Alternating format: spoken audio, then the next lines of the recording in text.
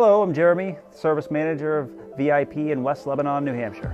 When a customer comes into VIP, it's an experience starting with walking the customers out to the car, getting all the information, getting feedback from the customer, kind of feeling the customer out on how their driving conditions are, how it may affect their car, or maintenance interval schedules that may be coming up, alerting any safety concerns, just creating that transparency with the customer. To VIP, a certified automotive professional means somebody VIP can rely on to get the job done right the first time, creating a comeback or a lifetime of customers in the future. My favorite part of the job, really seeing a customer genuinely smile when the service that they get done is completed the right way at a fair price. You just earned an automotive customer for life.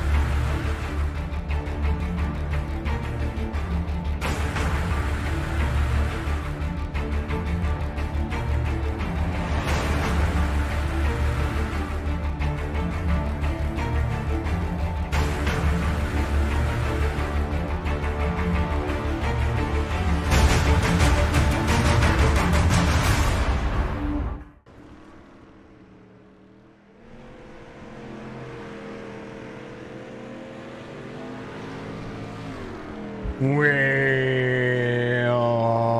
how's everybody doing? Good afternoon, good evening, good morning. Jason here at Signature Esports, and a pleasure it is to have you here live and in charge with some clearer lungs and a better afternoon. Had some good Chop Shop Racing League action earlier, but tonight a little bit more going on here as we look ahead at the Dirt Assassin Week 6 action. Charlotte, the dirt track at Charlotte more specifically, getting a ton of fun in this race line. A lot of drivers out there qualifying right now. I believe we're going to have 13, 14 drivers tonight. Heats are going to be spicy, and everything else is going to be right there in the mix. Almost a 4/10 of a mile track here at the Clay Oval, as the dirt track at Charlotte is going to feature 10-lap heats, 12-lap consolation, and a 30-lap feature where the drivers are going to be kicking butt, taking names. SiggySports.com giving you all the action. Of course, Unique Woodmasters, 06 Racing Productions, PFEFFER Designs, all a part of the Dirt Assassin series. These drivers are locking in some fast times, trying to get some practice in, making sure that they dig. They dig into the corner. They want to be able to dig into this race line because this racetrack is very much a low-line racetrack. Now, we're going to run the street stocks first, and then right after that, they're going to put up a practice session, and then we'll have the same concept for the 360 sprints here for the dirt track in Charlotte. It's going to be a ton of fun. Tomorrow night, Dirt Anarchy is going to be in action as well, so we're going to have back-to-back nights of Dirt Series, but it all gets started right here with the Dirt Assassin Series. Drivers out there making their names known. Now, of course, you can't count out some of the best out there. One of the best out there being the old 54 Terry Boswell. Boswell, who's been missing in action, MIA, for a couple of about a good month, 6 weeks since the start of the series. And Terry has undergone some surgery. So he's back tonight for the first time, and has been very much missed in the realm of what has been going on with with everything that we do. So I'm looking forward to seeing what Terry has to do today. But first, we're gonna have a little chitty chat with him as he sits on pit road waiting for qualifying to happen. Terry, the man, the myth, the legend. How are you feeling? Tell the folks what's been going on with you. Well, I had a heart attack, and bottom line, I had a quad bypass done, and I'm still in recovery mode, but I've came a long way, man. Well, you've not only come a long way, you're out there third fastest in practice. What are you going to do here at qualifying? I hope I do well, but me and qualifying don't always get along. So I might start in the back. We'll see. What's the trick to dirt racing with the street stocks, and what the folks are going to be looking for here for you? Well, I try to keep it straight, and that's it for me anyway. Keep the race line nice and clean. Get the dirt on the hood. Just make sure that you're having a good time. Right. That's the way it should be. Terry, we've all a lot of folks. His name's Terry Boswell, but a lot of folks call him Tabs. So you know that you've probably heard or seen a lot of what we've been doing to make sure that we know that Tabs is always in our thoughts. Tabs, what did that mean for you? Oh, that meant the world. Some of the things they did, how they lined the races up and did the special. Hot laps, it brought tears to my eyes and joy to my heart, man. It was very heartfelt. We know that a lot of good guys. We know the dirt community is big, in the real world dirt community being bigger on iRacing, I think. Well, Terry, good luck in your race today. Anyone you want to give thanks to out there before you do? Well, I just want to thank everybody that backed me up with their thoughts and prayers, and it meant a lot to me, and I appreciate everybody. Terry, good luck in your race. I know you're qualifying. I'm probably distracting you a little bit, but my man, hopefully you have a good race. All right. Thank you. That's the 54. Terry Boswell, Tabs. We're qualifying, trying to put down some hot laps right now. He's just out there to run some extra laps, get the practice in. Of course, I think we just distracted him because he didn't qualify near where he was running, but. That's okay. That's not a big deal. He'll be able to work through the field, maybe find himself an extra place or two. All right, starting grid for the first of the two heats. Braxton Clark, Tony Martin, Matthew Croak. We're going to be up there in the top three. Zach Dillon, Justin Anglin, and there he is. Terry Boswell is going to be outside row number 3. So these drivers are ready to go. I'm ready to go. We're all ready to have some fun. Here's a look at where the pit road exit is. Here's a look at where pit road entrance is. Out of 2 onto the back straightaway. And then right there is the pit road exit out of 4 next to the start-finish line. So this is it's going to be interesting to see. Terry's out there running the Harley-Davidson racing machine. Braxton Clark, the pole sitter for the first of the 2 heats. Race information one more time at the time of the temp for you here. 53 degrees on the track temperature, so it's going to be nice and cool. No humidity, so the track should dry out pretty decently. We'll start to see the big wide tires lay down some glass when it comes to how the race line works. So these folks really try their best to put on a great racing series, and they've been doing so as well. Good race line for them. Julie, give us a like. Zach, give us a like. Thank you so much. I appreciate everybody out there. Make sure you reach up, hit that like, that follow, all that stuff. And we'd love to see it. Welcome back, Terry, says Robert Martin out there. Good luck, Tony Martin.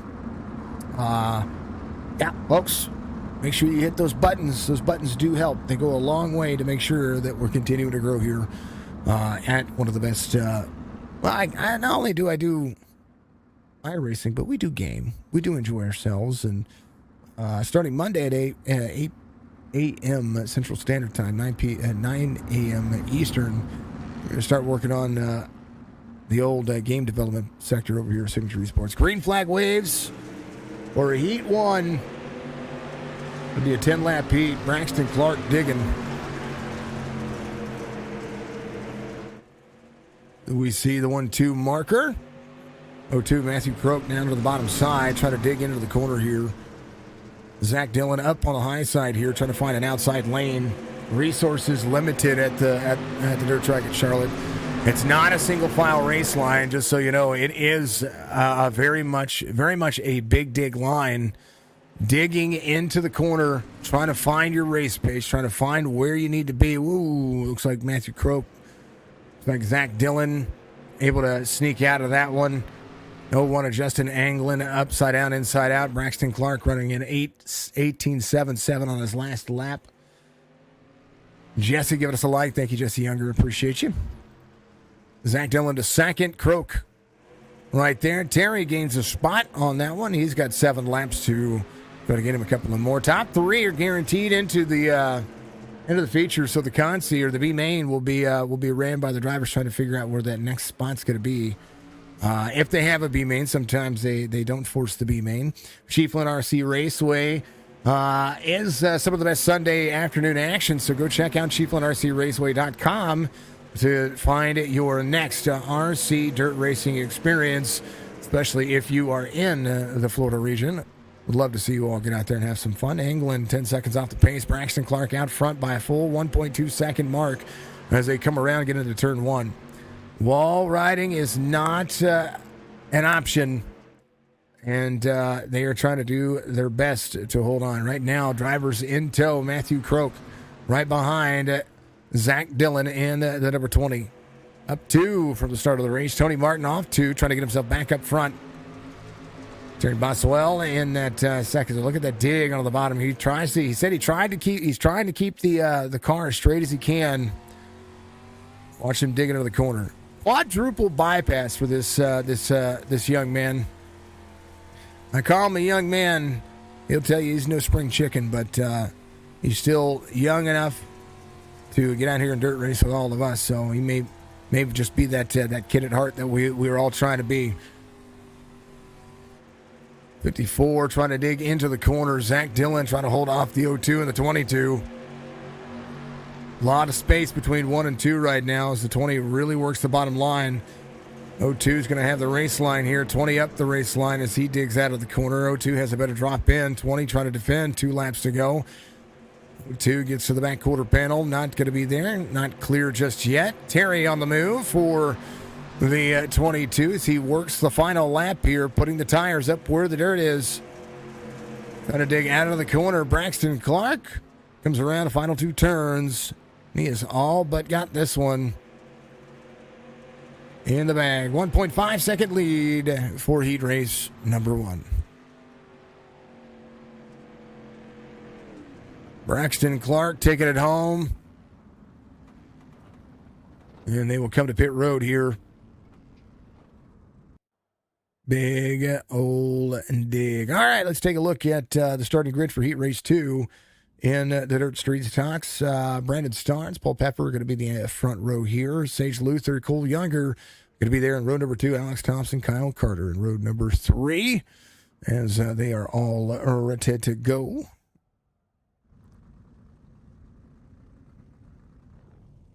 Thank you. Appreciate you. Everybody, hopefully. So iRacing got a graphical update recently. Something has changed about it because I will tell you that these cars and the tracks on the oval circuit, Richmond the other day is where I noticed it, or yesterday. The race line has just been, or the just everything has just looked that much more better, and I've enjoyed it. Kimberly giving us a like out there saying, "Let's go, Brandon," to Brandon Starnes. That is, there's no Dave Garman giving go get him. Brandon Starnes as well. That is not the let's go Brandon from days of past. Though I think sometimes it's funny. Reloading the overlays for you here, folks, so that way we don't get any confusion when it comes to who is where and why and what. Randy Henshaw giving us a like. Thank you, Randy. Appreciate you. Big share from Zach Dillon as well. Thank you, sure. Appreciate you. Randy, how are you doing, my man? That is Randy Henshaw over the IVRL series. What was IVRL doing? Are you guys coming back and racing? I gotta know. I want to know. Starnes, green flag. Pepper not getting the restart, or not getting the start of the race here that he needed, but he's going to run that higher side. He's going to be there to the outside of the 026. 3 of Cole Younger there to the bottom side. He's going to slide up the race line, dig into the corner. 5 drivers competing as Kyle Carter sits out of this one. Alex Thompson of the 16 was out there working his craft in the beginning of this one. Starnes Sage Luther. Luther all the way to the bottom of the racetrack. He's going to slide way up. He's going to lose 3 spots there. Well, almost 3 spots. He's going to go back 2. Finds himself in 4th. He almost lost that one. Trying to send it into the corner. Trying to figure out where the race line's going to dictate here. Brandon Starnes up front. Pulls Paul Pepper in check for the time being. Number 3 says Julie Younger. The 3 in third. Paul Pepper runs an 18.83. Not the fastest lap of the session, but the fastest lap of heat race number 2 as they continue to work. 8 laps to go. Now 7 this time by.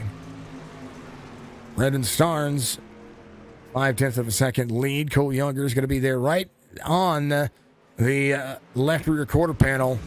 Trying to find some extra grip, trying to find some extra drive line. 0.26 there to the bottom side. There is probably the tightest racing you're going to see in the racetrack as they work. AJ Custom Creations giving you 5 laps to go this next time by. Sage Luther runs an 18.76, which would be the fastest lap of the session. Last race was an 18.77. Whoa! 16 going back to work. 0.26. They had some door banging action going on there. Sage Luther trying to pull some race line here. Went from an 18.76 to a 19.52. Cole Younger trying to battle with the 5 here. This is the race for second as Paul Pepper looks the outside lane. 3 to the bottom side. Slider coming up, trying to work the race line. Not going to have it. 5's going to be able to battle back on the outside as they continue to work. Dirt Assassins giving you the Anarchy Designs custom wraps look. Whoa, 3 up into the 5. That was an oops. Down to the bottom side. He's going to lose some ground. Cole Younger going to have to go back to work here. 3 laps to go. Sage Luther now has an opportunity to have third as the 16 works the corner. 3 up the race line. Now the drivers having to move up the racetrack to be able to defend their race lines as they continue to go. A full send and all that jazz. Starnes, Pepper, Younger, Luther. That'll be the race line as they continue to work.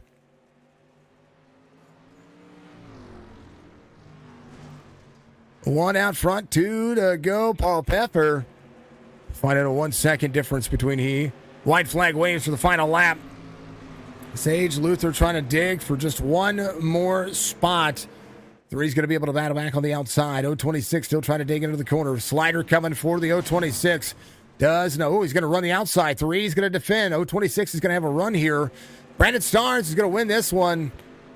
And the 3 of Cole Younger defends his race pace. Paul Pepper finishes second. Cole Younger finishes in third. And how about them apples? Starting grid for your feature here. Braxton Clark. Let's reload the overlay real quick. Braxton Clark's going to be your pole sitter. Brandon Starnes, your outside pole sitter for the 30-lap feature here in the Dirt Street Stocks. Zach Dillon, Paul Pepper is going to be there in row number 2. Matthew Cole Younger will make up row number 3. Tony Martin, Sage Luther will be there in row 4. Terry Boswell, Alex Thompson in row 5. Justin Anglin and Kyle Carter will make up row number 6. I believe Kyle might be out there running some numbers for everybody. Feature race. What do you go, Starnes? Says Kimberly out there. It was a good little heat. It was. Nice little heat. Folks, stick around during the break. We're going to be watching IGN's the biggest game releases of 2023, according to IGN, of course. Another trusted source in your gaming control out there. So we love to hear that. Love to see what they're doing. It's about a 15-minute video. I'm going to watch it along with you folks, and maybe we'll have a little chit chat after that. But that's so that we don't get bored during the session change. And we keep everybody rocking and rolling. iRacing, the platform for all sim racing. Go to iRacing.com. Make sure that you check them out. Find your groove there at iRacing. Would be a part of the Dirt Series. We'll advance yourself just a little bit more out there. If you haven't done so, reach up, hit that like, follow, subscribe button. Facebook, Twitch, YouTube. We are live at all 3 platforms each and every time we call iRacing. Again, if you follow me on Twitch, you're going to be able to watch the game development that we're going to be doing, especially over the next couple of weeks. I'm going to start digging into creating the landscape and the level design for our new game. So that's going to be coming up. I've been working on it for quite a while. Now we're going to be working on just trying to piece it all together. We'll work on the level design, try to get that all buttoned up and polished up. Then we'll work on character creation and the ins and outs of what's going to happen there. Green flag waves for the first of the heats. Caution laps do not count. So if there is a caution, we'll see.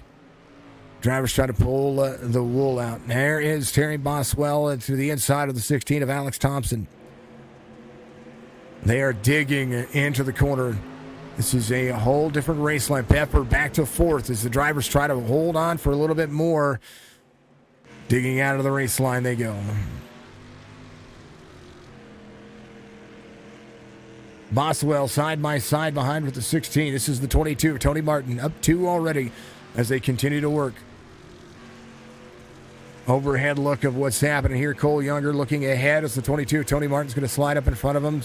Drivers to the outside. The 22 gets a bump from the 3 of Younger here as everybody trying to battle out some positions. There's the 02 of Matthew Croak trying to run the high side here. Braxton Clark there on the high side as well. Looking at where these drivers kind of place themselves. There's Braxton Clark. Justin Anglin having an issue back here. He's rolling, though. He's good to go. That was on lap 3. 4 complete, 5 beginning as they work the dirt track at Charlotte. These cars run about an 18 to 19 second lap. Now, take this in consideration as Brandon Starnes looks to try to get a little bit more speed out of this. The 18 to 19 seconds laps that you're going to see. Well, here in a moment, when we go to the 360 sprints, it's going to go down to about a 14-second lap. You're going to see some high line running. You're going to see some slider line. Sage Luther, fastest lap of the race, 1880.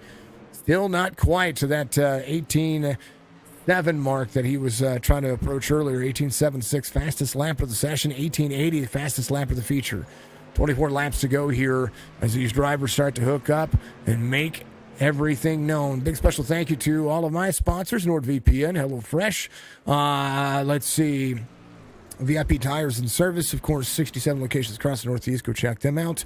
If you are up there, VIPauto.com. Dark Horizon Fishing gives me all my cautions in each and every series. You got to go find Dark Horizon Fishing on Facebook, facebook.com/Dark Horizon Fishing. Stars catch a little bit of fire here. So is Zach Dillon. The 1 and the 20 side by side. The 1 drops down to the race line. They're trying to play catch up here to Braxton Clark, who's really just had the number in the course of both of the in the heat now in the feature. But right now, Brandon Starnes finding an extra groove here, closed the race line down to about a half second, and now Clark goes back to work. Braxton Clark to the bottom side of the race line. 22 laps to go, make it 21 this time by as they continue to work. Come on, Scootman 3. He is off 1, but it's not for the lack of trying. Everybody around him digging. Terry Boswell trying to get back into the action as well. He fell back a few spots here. He's got that right side digging into the middle line here as he tries to track down Sage Luther. Sage Luther trying to have any bit of this race line work for him as a 3 puts it on the outside. 22, Tony Martin there. Oh! 16 up into the 3 there. 16 digs down to the bottom side. And now the 3 having to hold on. Sage Luther right there into the mix.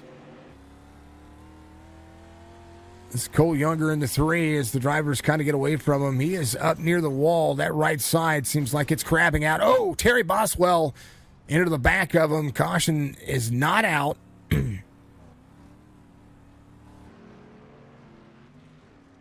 There's a look here real quick. Terry coming around the race line. The 3 of Cole Younger. His right side is pretty much trashed. And then Terry sliding up the race line. They had nowhere to go there. And then, surprised they didn't destroy the left front or the left rear there as Terry starts to work. Cole Younger is going to be a lap down at the moment. 28 out front, 1.1 second lead. Fast repair in the book for the 3. He's going to be able to come around. Brand new car. No tires, no tire changes here, so that really isn't that big of a deal. But a new car for the 3 puts him out there trying to get a lap back as he's going to be there to the inside of the 1. 20 still digging there to the inside of the 1 as well. Driver still trying to close down that race line. 1 to the high side. 3 there as well. Big moves. Back here, there's a whole lot of action happening as the 0-2 of Matthew Croak goes to work. Matthew trying to get to the front. Drivers digging into the corner. Sage Luther up near the wall. 22 behind the 16. Alex Thompson up 5 as it continues to work.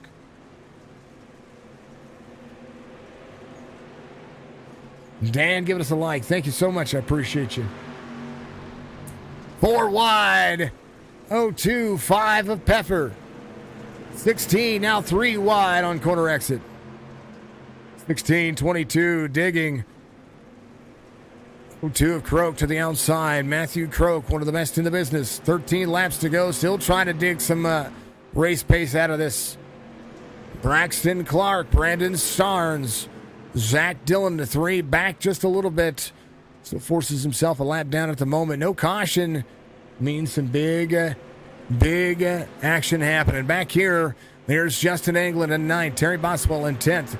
2 and 3 wide, still digging into the corner. Peffer 16, the 026 trying to find extra pace here. Slides up in front of the 16. 16 slides back down in front of the 026. Driver still rolling as they continue to work. Tony Martin trying to dig back as well. 4 of Alex Thompson trying to find that 5-spot gain. Not going to have it. 026 to the outside. They are moving. Matthew Croak really rolling that high line. Paul Peffer still trying to find race lines as well. They're disrupting their own flow here as they continue to work. Drivers still working the outside. There's the 5 of Paul Peffer. Look at the race line they have going on here. 5, 026 side by side. 026 trying to pull sliders out of here wherever he can get them. But the 5 still digging into the bottom side. He's going to have the race line to the high side of the 026. As he continues to work that race line, 026 still trying to find some extra speed. 3 and 4 not working. Alex Thompson having an issue in the 16. Inside the race line, he had an issue. Real quick look here as he comes down. I think he hit the tire. Oh, it looked like he was close. 22, free tire. That's where, oh man, it blew the engine of that car. He's going to be sitting on pit road. Braxton Clark comes around. 8 laps to go. Cole Younger is going to gain another spot. Alex Thompson on pit road is going to go a couple of laps down, trying to tow. They are digging. Starnes still trying to close down. 1.8 second difference here. Braxton Clark way out front. Still working on his perfect craft as the 20 and the 1 right where they started. Sage Luther up 3. Still trying to roll the bottom of the race line. Paul Peffer trying to go back. Top 5 night for Peffer would be an amazing feat for him as the 026 and the 5 dig. 7 laps to go.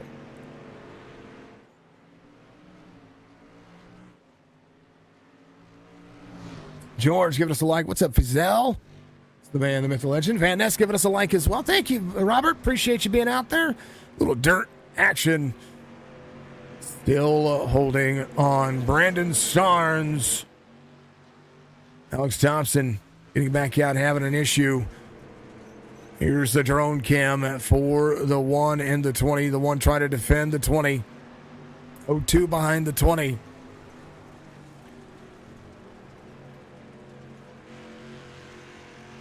Go 2. There to work on it. 5 to go. 0-2. Ooh, a little wall tap there. Trying not to keep the tires in that sector. Matthew Croak still trying to work on what he's got. 1 of Starnes having to defend both lines now as the 20 has to go to work. 0-2 there to the outside of the 20. Still working as they 0-2 up into the wall. 20 to the bottom side. Wall riding is not permitted. And that was pretty darn close. 1 and the 20. 3 laps to go. This is the battle for second here. Braxton Clark running away with the race line right now as Brandon Starnes tries to dig one more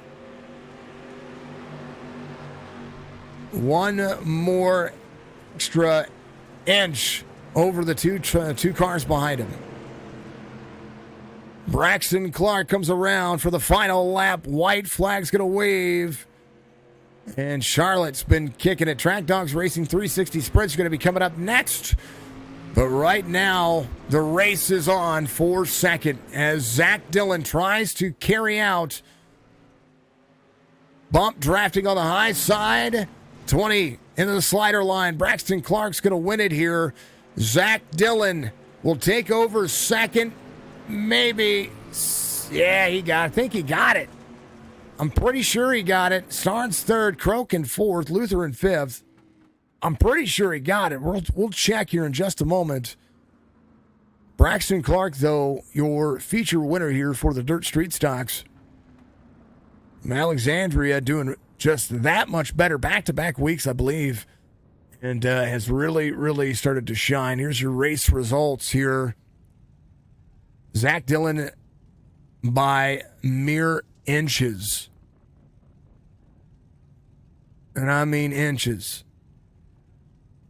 Zach Dillon and Brandon Starnes separated by, was that 34 100ths of a second?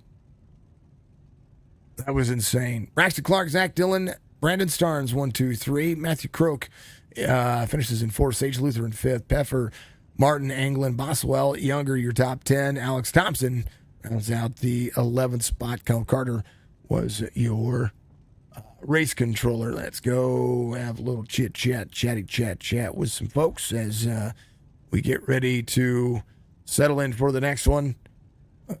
Am in the right channel, I promise. Maybe. Braxton Clark, your race winner. You had this one in lock. Dirt Street Stocks kind of coming naturally to you. Able to run whatever line you needed to be able to defend. Try to keep pace, save a little bit of the tire, save a little bit of the track. Walk me through this one. Man, it was really just top 1 and 2, bottom 3 and 4 for me, honestly. And I just did that the whole race, and I slowly pulled them each lap, and it just worked out for me. When it does have that, when it has that feel, that repetition feel, do you just dig into it? Where does the extra speed come from? Because I mean, honestly, it just looked like you were just on rails, and it looked like it was fun. Yeah, honestly, the speed, it comes from the big cushion in 1 and 2, and then the bottom in 3 and 4. It's almost like a slider line in a late model, but I kind of keep it a little lower through center, and it goes. Well, you've been working on not only getting some wins here, but these podium finishes start to stack up. 6 weeks in, you find yourself in great standings. What halfway through the season? What's your outlook going forward? Honestly, just stay top 3, and I think that could be achievable for me. Well, it's going to be interesting to see. Braxton, congratulations. A good feature win here at the Dirt Track Charlotte in the Dirt Street Stocks, of course. Give your shout-outs and let you guys get set up for the next one. I got to thank Adrenaline Spike, Dirt Anarchy, Brandon, Michael, David, NRI Machining, 06 Video Productions, BUCKWHEAT'S, Track Dogs Racing, Unique Woodmasters LLC, 54 Motorsports. Glad to see Harry out here. Yeah, Tabs is the man. He's the man. Yeah. A nice conversation with it before the start of the race. Braxton, we'll see you in the next one, man. Yep. It's a 28. He's your victor here. Let's talk to your P2 finisher. That's going to be the number 20. Edges out a 37 100th of a second P2 finish over Brandon Starnes, and we're talking mere inches. Yeah. Man, that was a really good race with Brandon, man. I appreciate Brandon running me clean right there. For those last 5, 6, 8, 10 laps, man, that was a heck of a race. You had Matthew breathing down both of your necks.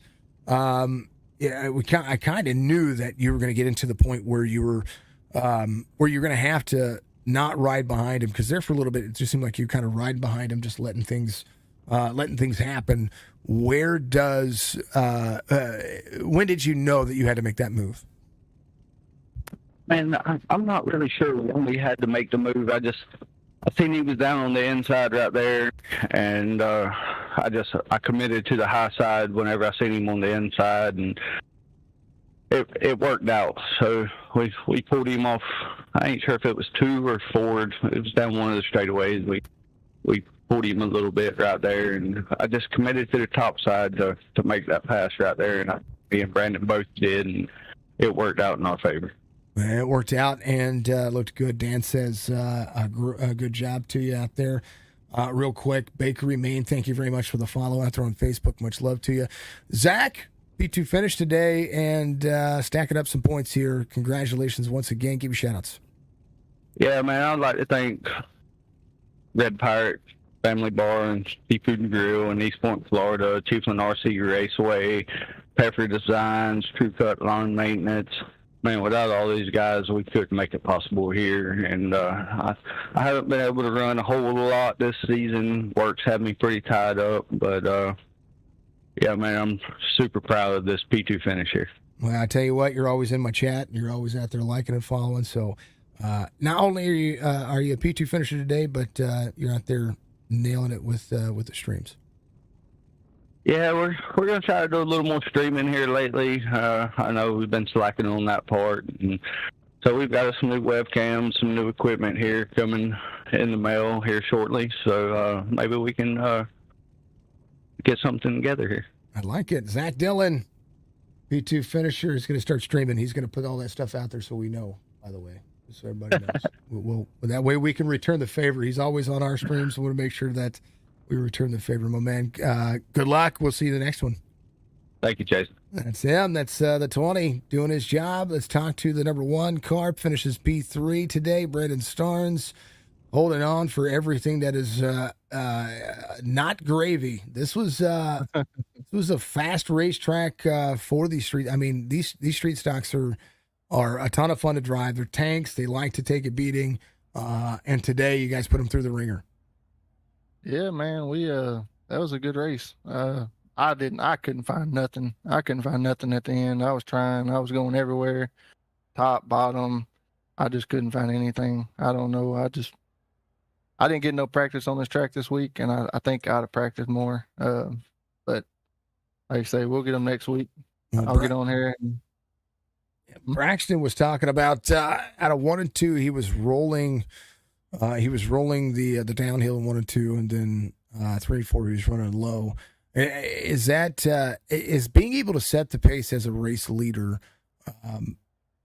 that much more important? Because at P2 you're constantly staring at where that guy's going. Yeah, oh yeah, most definitely. I mean, I tried to run his line a couple of times, and I don't know how he was keeping up momentum coming out of 4 like that on the bottom. I mean, I was losing so much that Zach would get a run back on me. And coming out of 4, and he was staying more like mid-ish, and I was like, well, maybe I need to go up some. But then I started running mid, and still couldn't find nothing. So I was lucky to hold on to what I did, and it was a hell of a race to the finish line, that's for sure. When we talk about Croak behind you, he was digging once again, trying to work his way up through the field, but unable to. There for a moment, you had to defend both the bottom and the top line, so that way folks didn't get away. It was almost like a super speedway for a moment.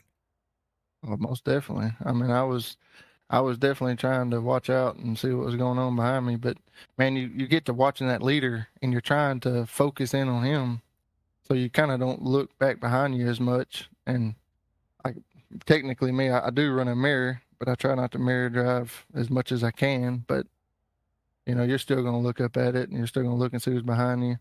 But there's a lot of times you don't really know or can gauge kind of where they're getting that speed or that momentum. All you can see is they're right there on you. So you kind of got to make your moves and just hope, you can start running away from them or, race them.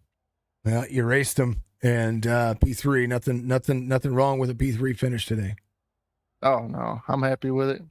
I'm happy with it. Like I said, I should have got on here and practiced some more and kind of figured out some more lines, in the slick, and I didn't. I just jumped on here tonight about 15, 20 minutes before the race started. So, and that's the same way the sprint cars. I'm going to go in here, have fun. And then to me, man, that's what it's about, having fun. It's always a great race. Matt Helm says, hell of a race, Brandon.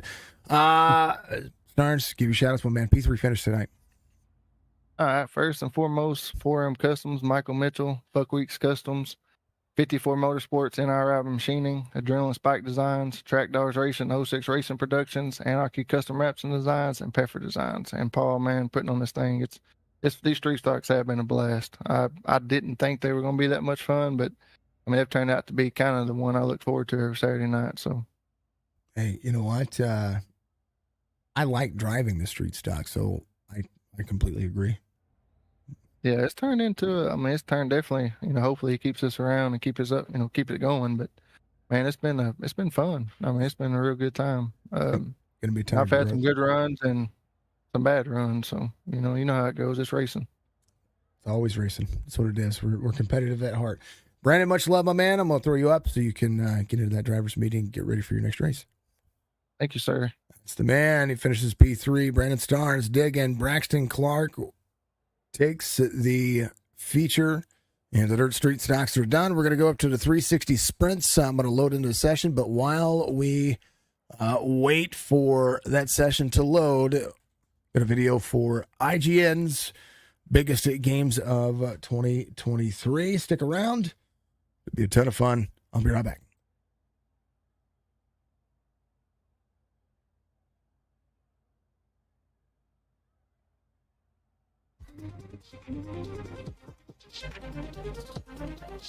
Due to a variety of factors like new video game consoles and your run-of-the-mill global pandemic, a whole lot of games got delayed in 2022. That kind of sucked in 2022, but it means 2023 is going to be absolutely bonkers in terms of video game releases. Here are a whole bunch of the games that we know are coming out in 2023, and it's not even all of them. Let's get to it.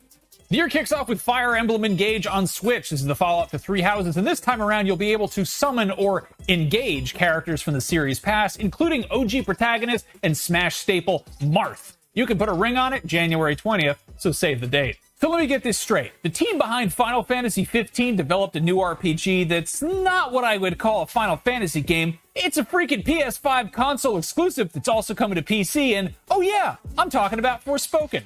Yeah. Okay, that is a game that's out this month. It was supposed to be out in May, and then in October, and it might actually come out on January 24th, so check it out. If the Callisto Protocol didn't satisfy your need for deep space survival horror in which combat tips are awkwardly written on the wall in blood, well, you can relive the original Dead Space with Dead Space Remake. The entire game has been recreated painstakingly in the Frostbite engine, and it shakes things up a bit with a disgusting new system which is called peeling that apparently lets you mutilate those necromorphs down to the individual bones and tendons. That's horrible, and it's also on new gen and PC on the 27th. On February 10th, it's back to school season in the Wizarding World, and Hogwarts Legacy lets you live out the ultimate fantasy of attending Harry Potter's alma mater. Just imagine the thrill of paying out the ass for textbooks that try to bite you, the least wheelchair-accessible stairs in the history of schools, and your entire academic career being determined by a guidance counselor who is a talking hat. But hey, at least you can re-roll if it puts you in Hufflepuff. If you wish Monster Hunter was a little more like Fortnite, keep an eye out for Wild Hearts, yet another fantastical world for you to explore. This one is inspired by feudal Japan. Imagine that. It's developed by Omega Force, the studio behind the Dynasty Warriors series and its myriad Muso spin-offs, and if the fact that EA is publishing worries you, bear in mind that Activision published Sekiro. Will you heart Wild Hearts? See for yourself when it's out in the wild on February 17th. If you're not totally sick of hearts after eating a box of Valentine's candy while playing Wild Hearts, on the 21st, Atomic Heart can get your blood pumping. This is the single-player first-person shooter with a Soviet aesthetic that looks a bit like Fallout's paleo-futurism, but from the other side of the Iron Curtain. However, its combat and weirdness levels seem more in line with BioShock. If you're looking for something to pass the time until Ken Levine's Judas, this might be worth checking out, and it's on everything but Switch. On February 22nd, Sony is for all intents and purposes launching a brand new console with the PlayStation VR 2, which will have a pile of launch titles to go with it. And at the summit of this molehill of a day one releases, you'll find the Horizon spin-off Call of the Mountain, which promises to be a full-length VR game. Maybe not as long as the flagship Horizon games, but definitely more meaty than your average virtual reality experience. That's exclusively on PSVR, which is exclusively on PS5. The name Company of Heroes might suggest a sandwich chain like Subway or Quiznos, but rest assured, Company of Heroes 3 is still a World War II RTS. In addition to 2 unique campaigns in Northern Africa and Italy, this one also adds new gameplay features like a dynamic campaign map and a tactical pause, which sounds great for when the real-time combat gets a little too real. That comes to PC on February 23rd. Sons of the Forest is the direct descendant of the hit woodland survival game with a heavy emphasis on survival. While a lot of us would prefer to be stuck on a proverbial desert island with a Steam Deck or an attractive celebrity, this one will see you foraging for supplies and braving the elements while also fending off a horrible cave system full of terrifying mutant cannibals. Sounds lovely. That's on PC. If that's too scary and you'd rather repeatedly kill some adorable astronauts through a reckless trial and error approach to aeronautics, Kerbal Space Program 2 lets you do that and lots more. That hits early access on PC on February 24th, but the developers promise custom bases, multiplayer, mod support, and of course console versions down the road.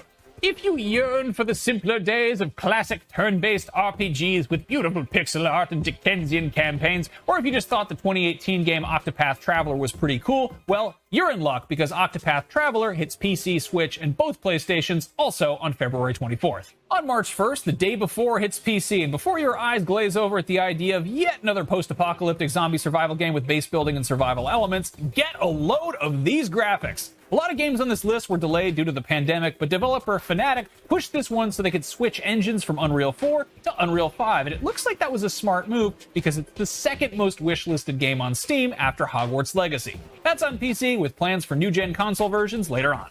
Wolong Fallen Dynasty is the latest project from Team Ninja, and it looks to continue the long tradition of kicking your ass repeatedly, which began with Ninja Gaiden and the Neo games, but this one's set in China's Three Kingdoms period, but, it's got a grisly dark fantasy twist. That is on all the stuff that isn't made by Nintendo.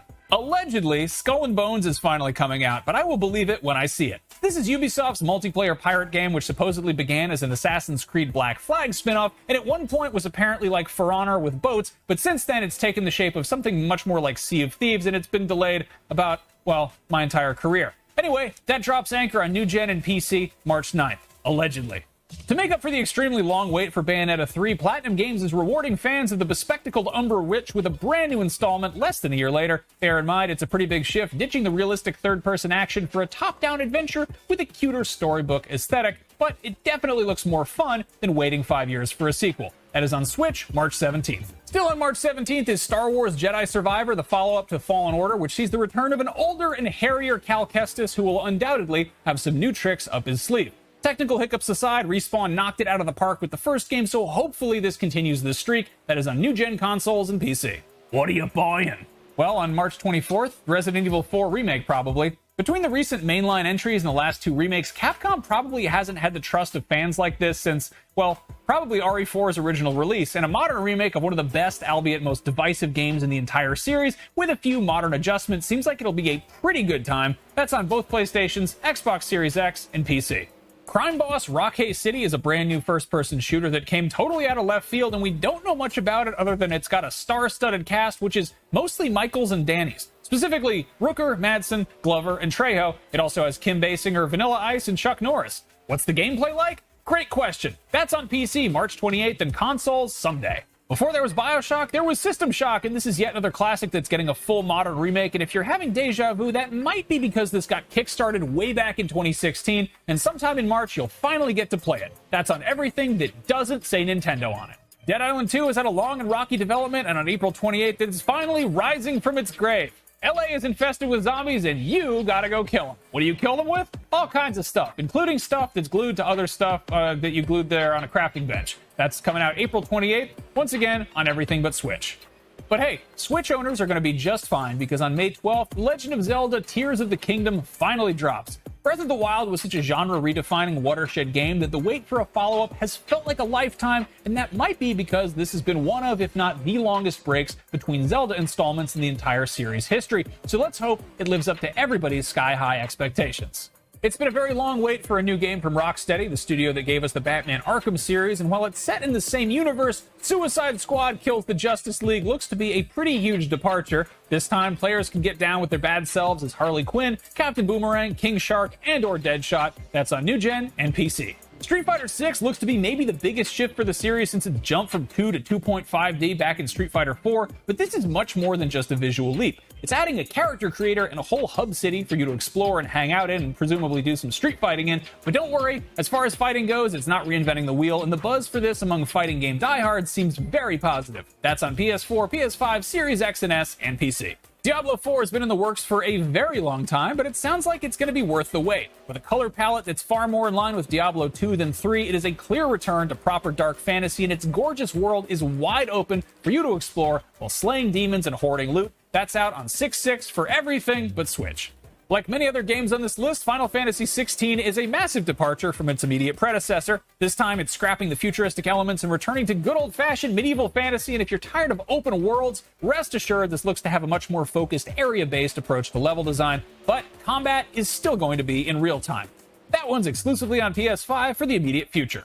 Forza Motorsport gives Microsoft's flagship racing title a soft reboot for its first dedicated foray into exclusively new-gen territory. This will undoubtedly be a real showcase of what the Series S and X are capable of graphically, and those sexy anime ladies you plastered all over your tricked-out Subaru will look sexier than ever, and so will the Subaru. That's on Series X and S and PC sometime in the spring. A whole bunch of games have been given the extremely broad release window of first half of the year, so here are some games you're going to be playing probably sooner or later. Hollow Knight received universal acclaim, including IGN staff voting it the best Metroidvania of all time, despite an utter lack of Metroids and Vanias. A lot of people are dying to get their hands on Silksong, which is the immediate follow-up that puts you in control of Hornet, the enemy-turned-ally from the first game, who has a totally unique moveset. Fans of Homeworld 2 have been waiting 2 decades for a sequel, and they won't have to wait that much longer. Homeworld 3 takes place even further in the future and will shake up the Deep Space RTS formula with the addition of terrain that'll allow for cover. It's still in space, mind you, but there's just a lot of shit floating around up there now.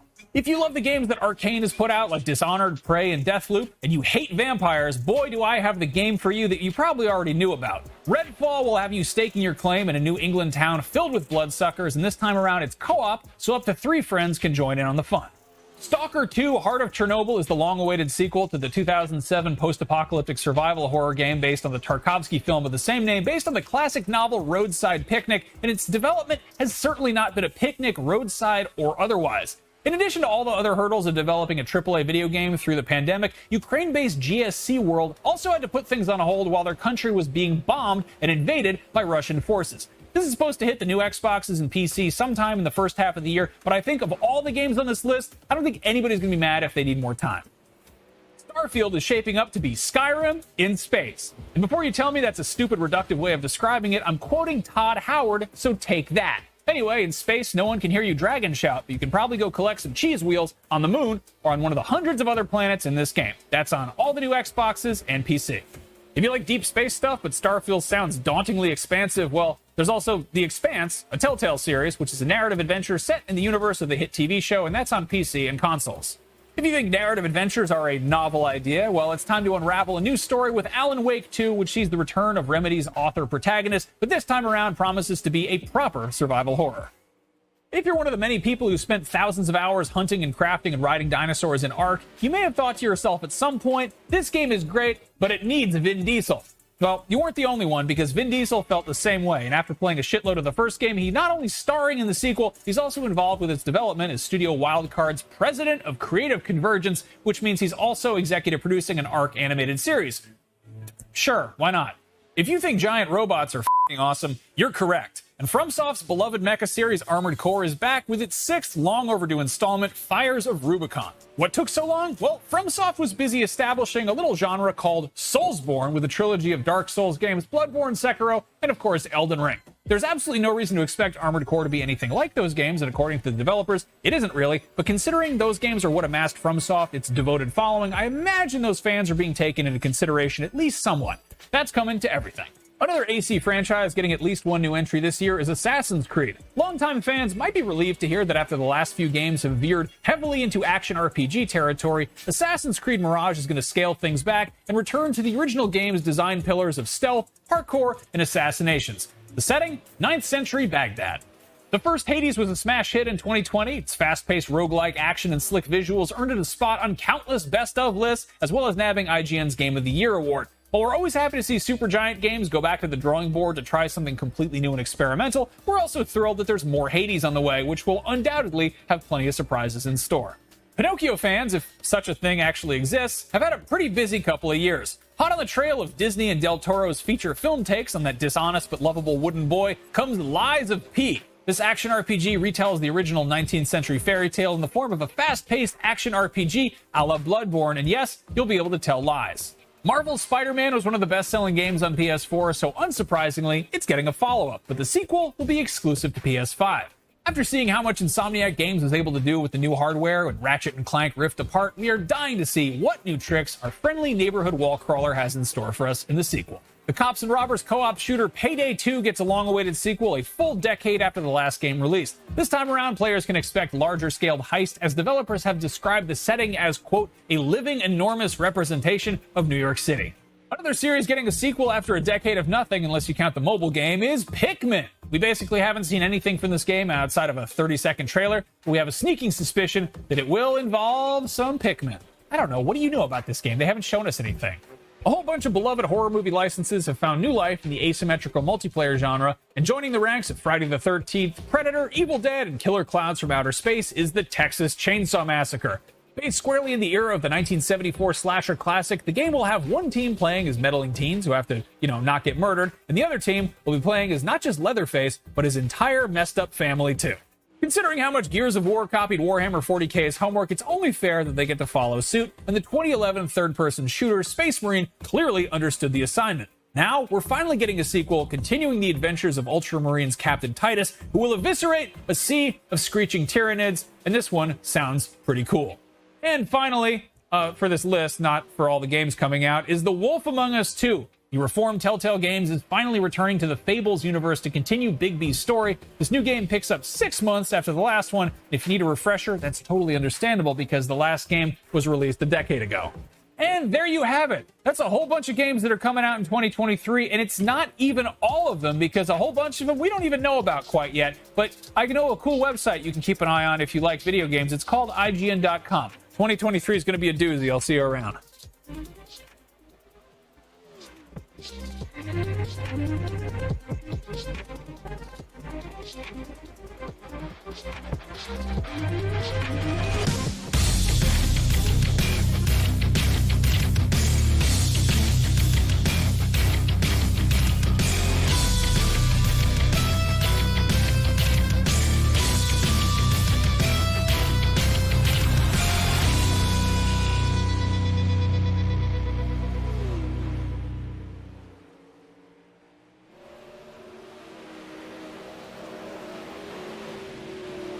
Well, that was interesting. What's your favorite one out there? That's what I want to know. Kyle, thank you for the like out there. Appreciate you. That video I did link in the chat. I will link it in the race description or in the descriptions as well after the race is concluded. So that way, I want to make sure they get credit for their video. IGN always putting out some good information out there. Of course, one of the top tier folks who just kind of consistently just develop great content. So I wanted to do some research because I wanted to know what was coming out, and this was about a month ago, and I've watched that video a couple of times and just trying to see where the gaming industry is going to be. And I will tell you that pretty excited for some things that are coming out, things to try on my own. In the sim racing world, of course, Forza is always there on my mind. Though iRacing is always going to hold the crutch in my life, I can't say that there's not some exciting games coming out there. Of course, some of the notable mentions that I didn't see on there: the Sons of the Forest that comes out on the 24th of this month, 23rd, 24th of this month. So I'm looking forward to seeing that. What else are we going to be looking forward to? Harry Potter's already out, not Harry Potter, the Hogwarts Legacy is already out.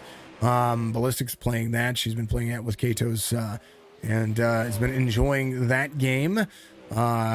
She says it has WoW, World of Warcraft picturesque. Speaking of World of Warcraft, I'm looking forward to the newest installment of Diablo. That's it's a game that I played many years ago, and I have been looking forward to another reboot of that, so it's really cool. Seeing Resident Evil 4 get a remake, that's or remastered, that's pretty awesome. Lots of different things happening this year. Starfield, of course, I play Star Citizen, and then of course I did hear about Starfield months ago being in development to come out and put a hurting on the old Star Citizen franchise, but I will say that Each game is going to be different when it comes to that. So I'll still have to play it because I like my space games. I do a lot. However, we call a lot of iRacing, and that's what we're here to do. Race information for the 360 sprints. Right now, track temperature, same as it was before, 68 degrees on the 4/10 of a mile track. 65 on the air, no humidity. Wind is a little bit more shallow now. 10-lap heats, 12-lap consolations, 30-lap feature. Remember, go to SiggySports.com. Check out our merch link. Make sure you take care of that. Check out all the sponsors. Speaking of sponsors, I didn't go over all of them when it came to the race information. So, Red Pirate, Family Grill, Dirt Street Stocks. That was the title sponsor for the last session. However, you can locate them. You can go find them at 236 Highway 98, East Point, Florida, or call ahead at 850-670-1090. RedPirateGrill.com for all their menu and eats and treats. TrackDogsRacing.com Wing Sprints, giving you all of the action for this session. www.trackdogsracing.com for your racing apparel for all of these series that we call Buckwheat's Customs. You can find them at facebook.com / Buckwheat's Customs.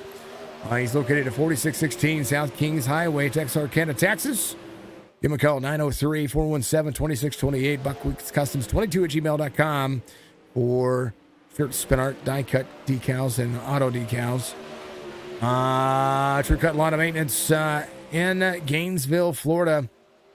A reminder that you can always go get a hold of them for a free estimate. Facebook.com / True Cut Lawn LLC. Chiefland RC Raceway giving you Sunday afternoon action for some of the best RC Dirt Series action you can, indoor and outdoor racing. And they just have an awesome setup over there. Go to the ChieflandRCRaceway.com or find them on Facebook. Anarchy Wraps It at 9. So the next time you're looking for the best on the track, go to Facebook.com and search Anarchy Wraps and Designs. Unique Woodmasters for all your custom woodworking needs. 6750 Guadalupe Road, Salina, Ohio. Give them a call, 419-268-9663. You can also find them on Facebook at Unique Woodmasters. 06 Racing Productions is that 06 right there on your screen. We'll find him on YouTube, youtube.com / @RCKing252. He'll create you something beautiful out there. Man, I tell you what. Smokey Designs by Andy Martin, located at 117 South Main Street in Van Buren, Ohio. You can get a hold of him for some custom woodworking as well. 567-208-9260. Again, 567-208-9260. It's Smokey Designs by Andy. Giving you all the love out there. And, of course, the True Cut Lawn and Maintenance number, 352-215-7473. And then 54 Motorsports, a part of the Dirt Assassin and Dirt Anarchy series. That is Tabs giving us a like. Max giving us a like out there as well. Good to see you all out there. Much love to you. Welcome back to the stream. If you have tuned out during the break, we had quite a few watchers out there watching the IGN the biggest upcoming games of 2023. And they went through quite a few. It was a 15-minute long video. Expected to be that long. Thought I was going to be back a little bit more quickly. But it is the way it is. Folks, they're going to be qualifying here real quick. I'm going to take a real quick hydrate break and put you on the start. Brandon Starnes for the win, says Braxton. I see that some good lap times out there. Put you on the starting screen for just a few moments, and I'll be right back.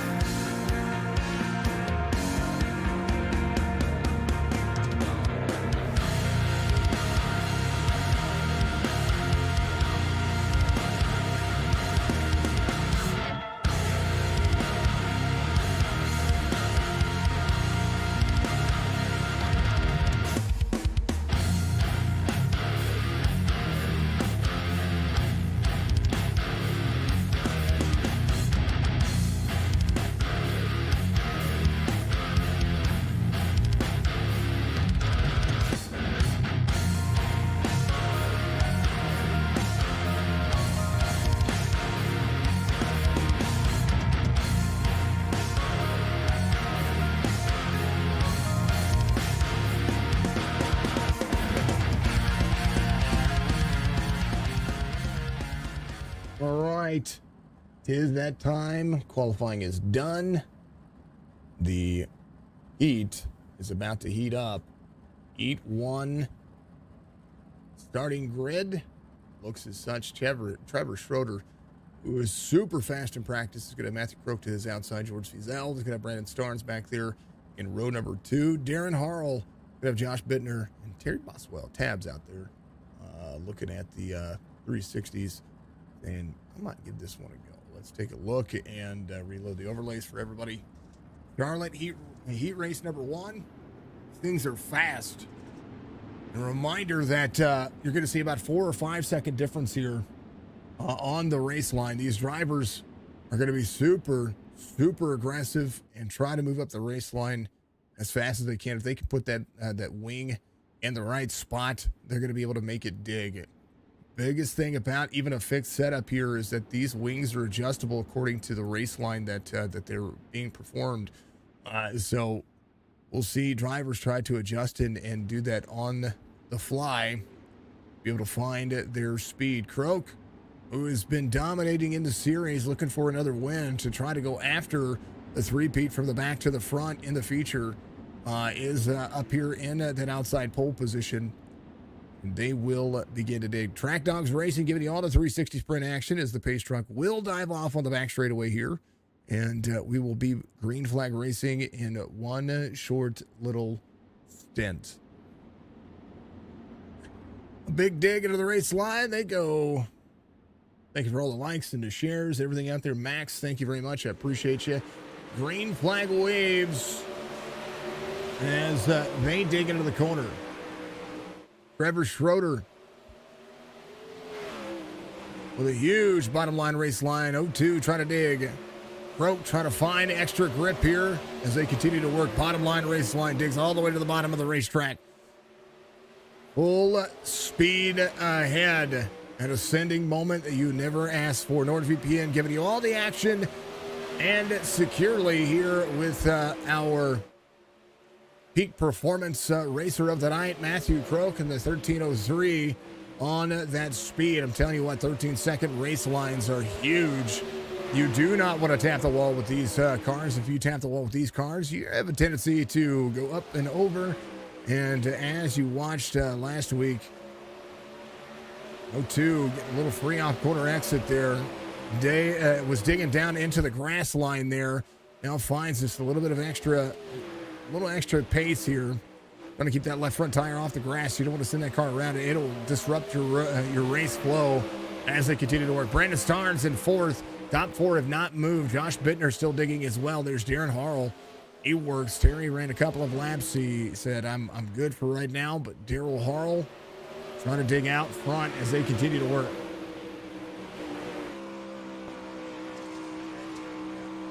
Look at the race line in front of him. Josh Bittner digging into the corner here. He's got a solid look at the two drivers in front of him. Matthew Croak trying to find a little extra more. Runs that second lane, carries some momentum on the back straightaway onto 3 and 4. It'll be 2 laps to go this time by. Midline approach for the 0-2. Schroeder's going to have to defend because somebody's catching up. The race is on. White flag waves for the final lap in heat race number 1, and it's been a good one. Trevor Schroeder's trying to hold on for 2 more turns as Matthew Croak puts the wing forward, says let's go, but Schroeder has it. He's going to dig for the pole position in the next heat. Or in the feature, sorry. Next heat's coming up, though, and it's going to be a good one. Here is Tony Martin's going to be your pole sitter for heat race number 2. Paul Pepper's going to be the outside pole sitter. Sage Luther, Joseph Grahal are going to make up row number 2. David Williams and David Garman are going to make up row number 3. Kyle Carter, the 7th driver in the field, as we look to go back-to-back racing here. I sound much better. I had to. I thank you very much, Max. I appreciate you. Earlier today and at the beginning of this, at the beginning of the session, in between all this, I had to go and drink some really hot coffee. My throat's still sore. My chest is still really congested. But I'm working on it. I really am. I'm working on it. Sage Luther running the blanked out paint scheme there.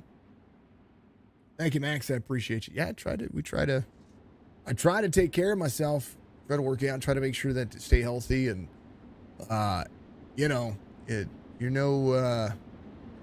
everybody gets a cold. Everybody gets sick every once in a while. Peffer, Martin, ready to go. Tony Martin really liking the 360 sprints. Has had pretty solid finishes over the last couple of weeks. Been really trying to dig and outperform himself here. Base trucks in.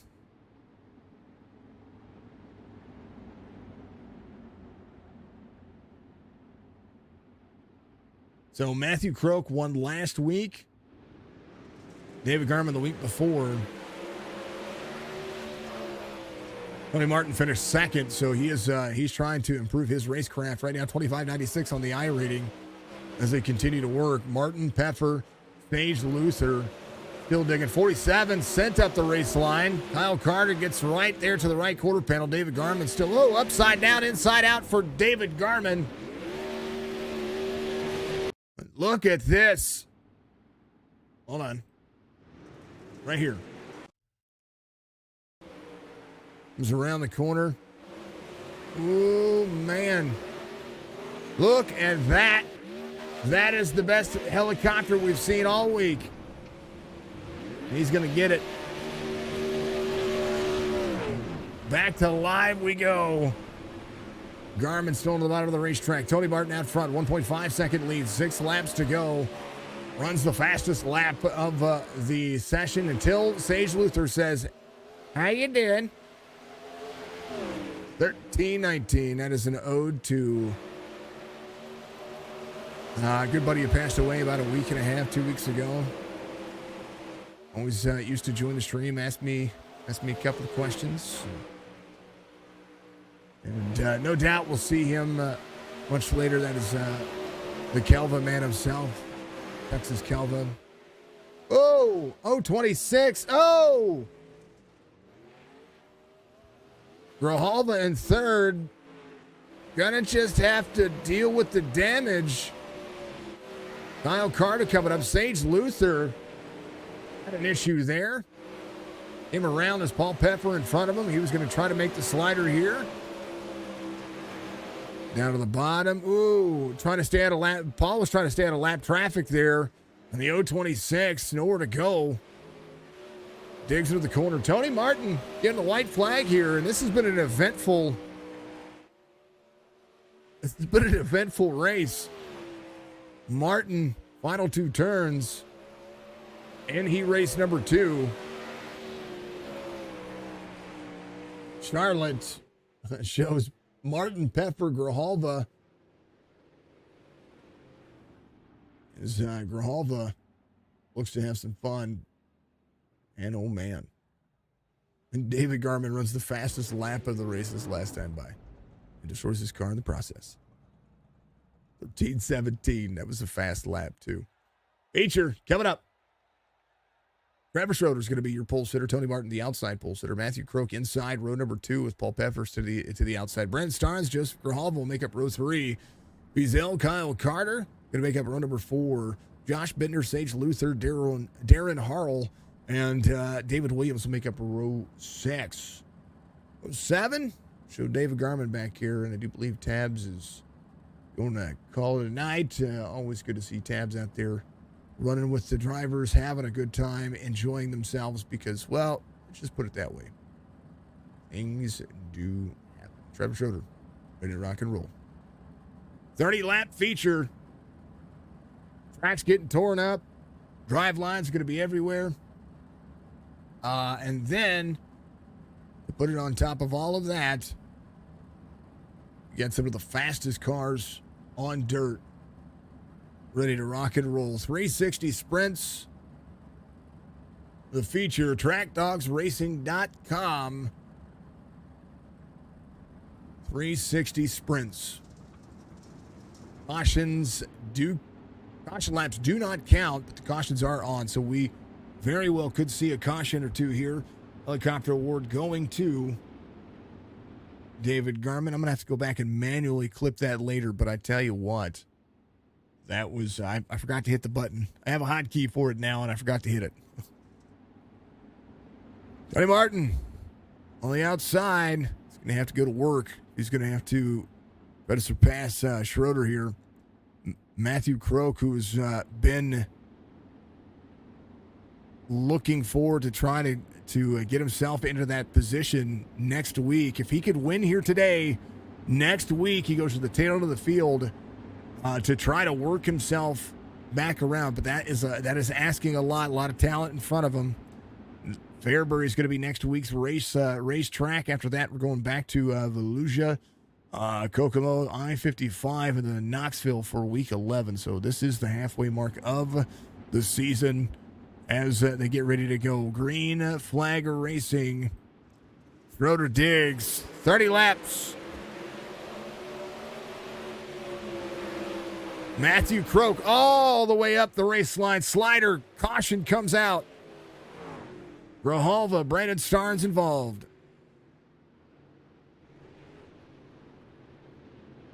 Here's a look at what happened.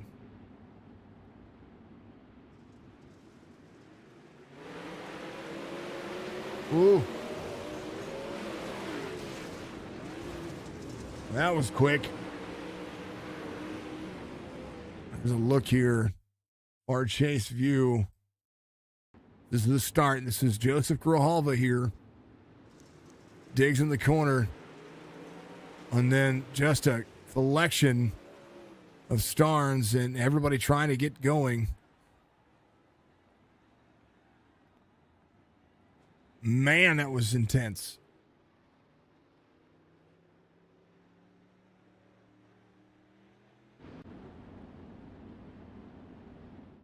Darren Harrell on pit road. David Williams, Brandon Starnes all towing.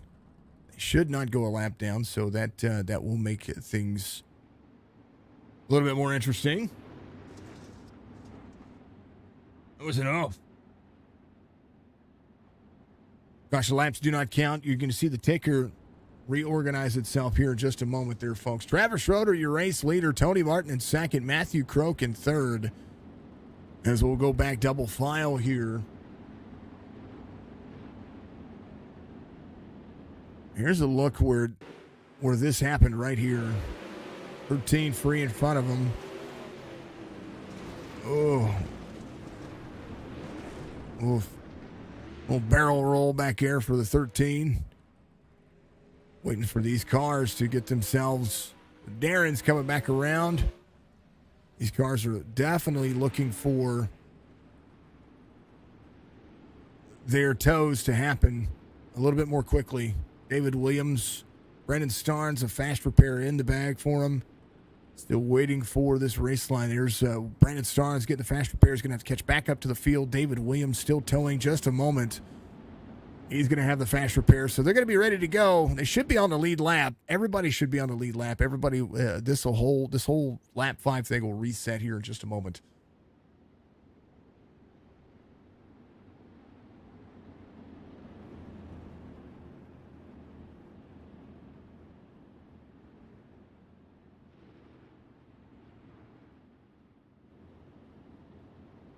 Martin, Croak, Pepper, Grijalva. Grijalva still looking all right. Brandon Starnes back here in the back. Shows him 3 laps down, but that'll reset here in just a moment. Remember, caution laps do not count on the feature as they continue to work.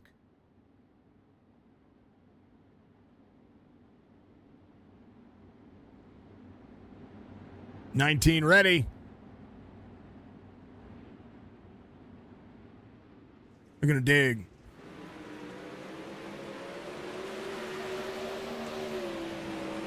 Session will reset the lap times here in just a moment, folks. To apologize about the race line confusion.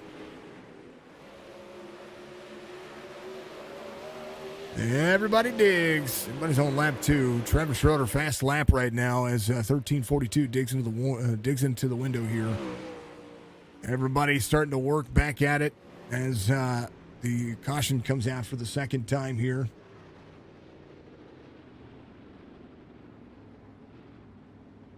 Grijalva into pit road. David Williams, Schroeder. Here's a look.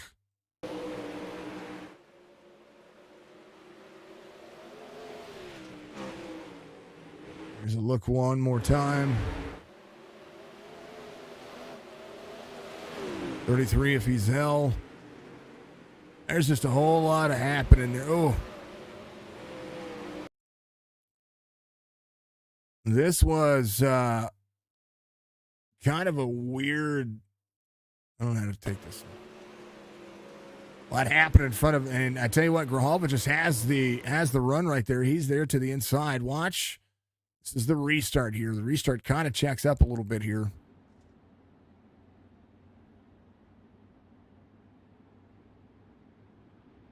Real quick, watch.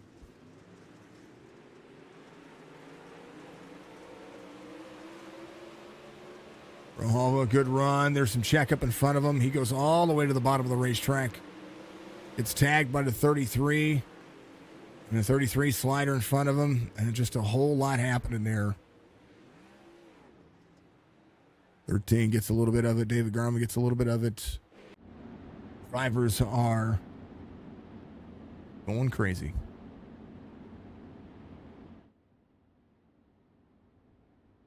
Through cut, a lot of maintenance, giving you some action. 352-215-7473 for free estimates. Make sure you go check them out. Right on Facebook.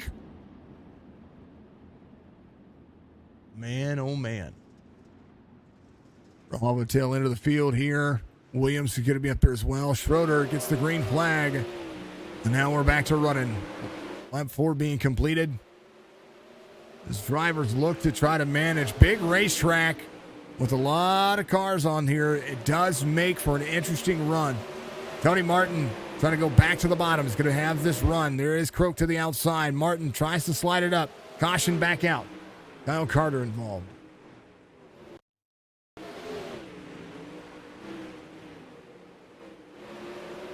Carter in the very bottom of the racetrack. He blinked a little bit there.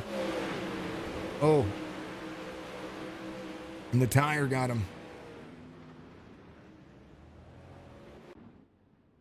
The inner line, wall tire. It all happened right there. Caution comes out. We haven't talked about this.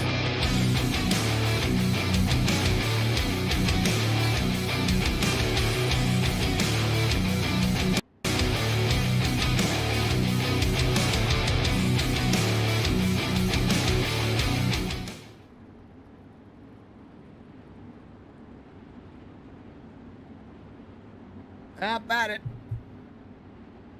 Tony Martin. Restart third here. Brandon Starnes will be there on the outside. Schroeder, Croak, Starnes, Martin, Sage Luther. Up the most spots. Is up 5. Got a little blink thing going on right now. There's Paul Peffer off 2. Ezel's going to be right where he started. This will be 5 laps in.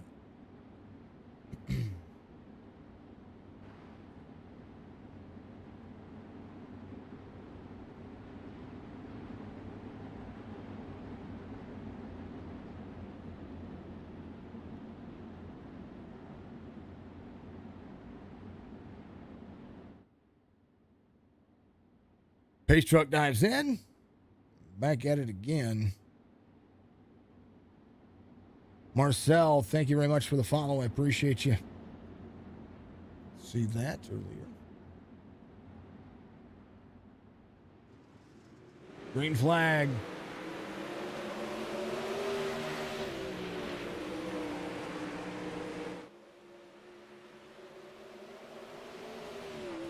Tony Martin, Matthew Croak, side by side. Croak on the high side is going to be able to pull some speed here. Matthew Croak leads that line. Right now, still trying to pile more and pound the dirt. Right now, a little free for the 19. 19 still trying to dig. 19:02, 22.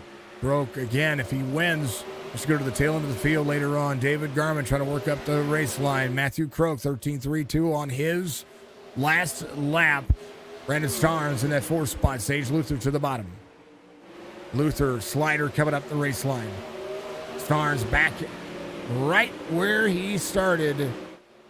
Slider lines digging. 26 to the outside. Sage Luther trying to hold on. That high side's going to be the big line. 5 up the race line. That is Paul Peffer. They're going to have a collection plate offering, to say the least. And they have learned how to wheelie these pretty well. Dang, oh dang. Caution again.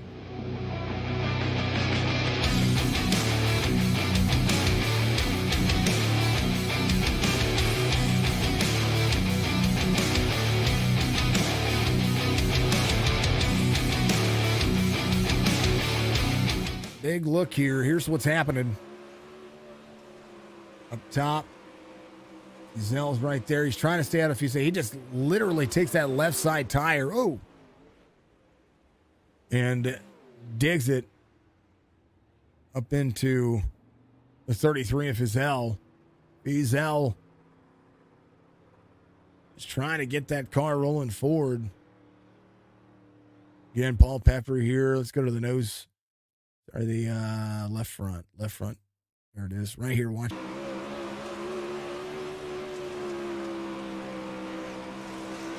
Tires just meet. Ooh. Ouch.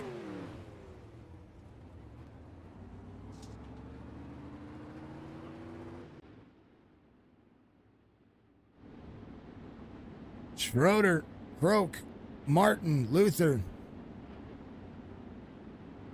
They are just trying to finish this one. Not any more issues. Fourth caution of the race. It's a big racetrack. A lot of different lines can be ran. Part of what you see here with the race line is making sure that drivers get clean restarts, and that's part of what we're seeing here is that there's just not the restart you'd ask for. Green flag. 20 laps to go. Luther on the high side. Fizell right there in that mix.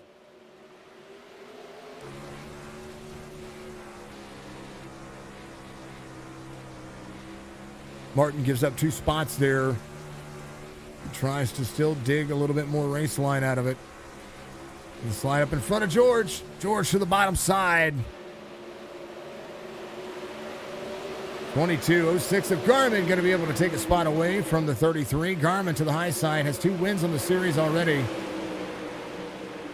2 weeks ago, trying to make sure he does it again. Look at the speed on the quarter exit that the 06 is going to have here. To the bottom side he goes. Straight line drive. Digs to the bottom. Slider coming up the race line. 22 is going to have a crossover. Going to be able to try to make it work. 06 right there, tire to tire as they continue to work. 22 not able to clear here as the 06 is going to take that spot. And right now, Trevor Schroeder's about to be under fire. It's the top 3 still digging here. 02 right there to the bottom side. Sage Luther trying to find extra speed as well. Croak to the bottom side. Slider line coming up. 19 there to the high side. 19 is going to give up that race line. Slider coming back at it again as Trevor Schroeder takes over the high line once again. 02 of Croak digs to the bottom side. Schroeder leads that lap, and right now these two going at it. In the hunt to the bottom side, Matthew Croak going to be able to try to cross over again. Schroeder takes over the lead one more time. High side for both of these drivers. David Garmin closing the distance fast. Oh, caution's going to come out. The 02 of Matthew Croak hooking the 19. Man.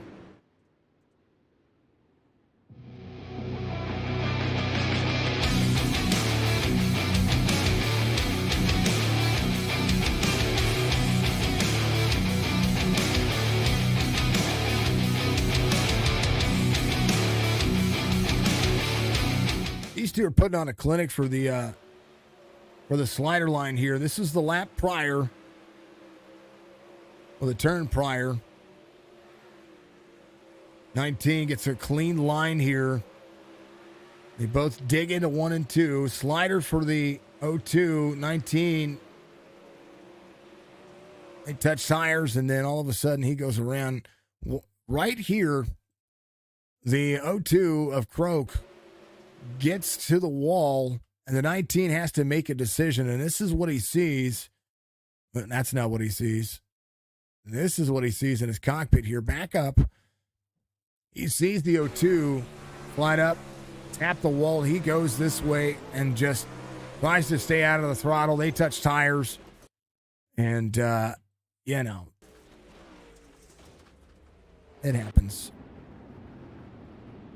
06 on the outside of the 2. The O2 try to make some things happen here. 19, a Trevor Schroeder in the back here is going to have to do some work. 13 laps to go. Be able to get himself up and in contention. Pole sitter. It can't happen. David Garman here has worked himself from the back to the front. Sage Luther on the inside of the 06. David Garman putting his head down and moving forward. Broke 31.98. Garmin 28.70. Sage Luther 41.09. That is your combined I rating. Just over 10,000 for the top three.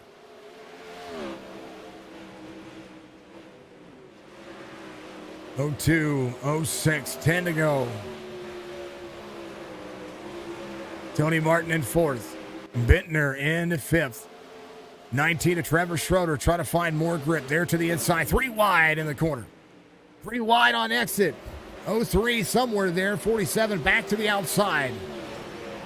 Broke still digging here as they have a battle rolling. 06, 2 up near the wall.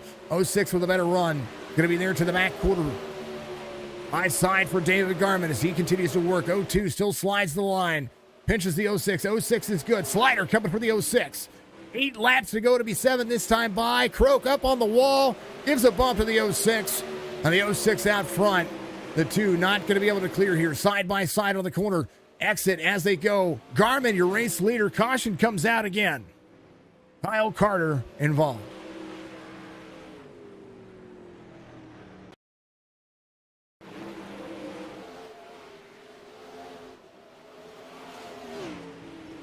Kyle Carter on the wall here. 19 there. Up on the wall. He's slow. And trying to get the car to turn. Has to park it here. Pepper in and out of pit road. Fizel in and out of pit road here. David Garman, your race leader. The 02 of Matthew Croak's going to be there. Under 10 laps to go means the single file restart here as they get ready to go back to racing. And what a race it's been. Let's go. Says, how are you doing?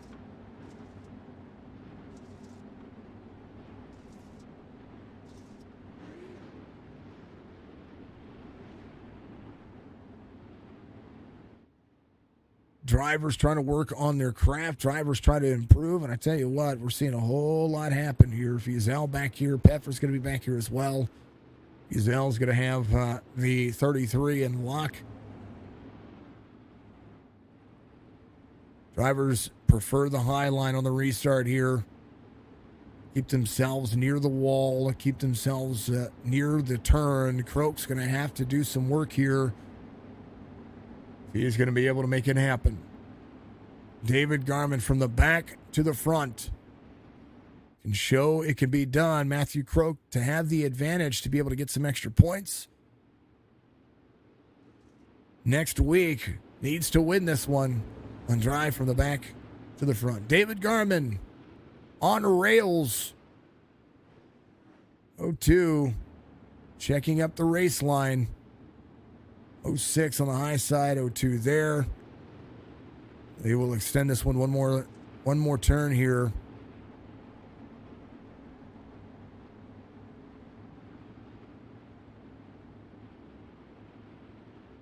How about them apples? Yep, they had to extend the caution one more lap. Dave Garman, Matthew Croak.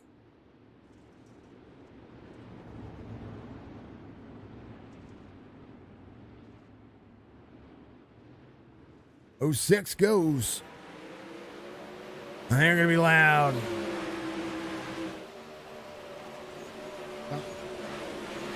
'02 trying to find every speed. Garmin up near the wall as well. Aaron Harrell having to jump to pits here. Because right now, it's 5 to go. Track Dogs Racing giving you all the action for the 360 sprints. The O2 trying to play catch-up here is now the 2 look as such. Tony Martin to 3rd. As Tony Martin's finished second last week, trying to have another podium finish this week. Josh Bittner in the 84 driving the tractor. Whoa, there goes Sage Luther to the outside. Digging in, 4 laps to go, says, give me more. 84 battling back. Matthew Croak out front, 06. David Garman running to the middle lane. Garman side by side, 3 laps to go. Garman rolls the corner up the race line. 02 is going to have a crossover. Garman leads that lap, but not by much. 2 laps to go. 02 to the bottom side. 6 there, leads the inside. David Williams to the bottom side. Caution comes out. 2 laps to go. David Garman out front, pulling off a clinic. He and Matthew Croak are showing what it needs to be done here as they continue to work. Peffer involved. David Williams involved. And we will have a 1-lap shootout for the end of this race. Waiting for the pace truck to get around. Here's what happened.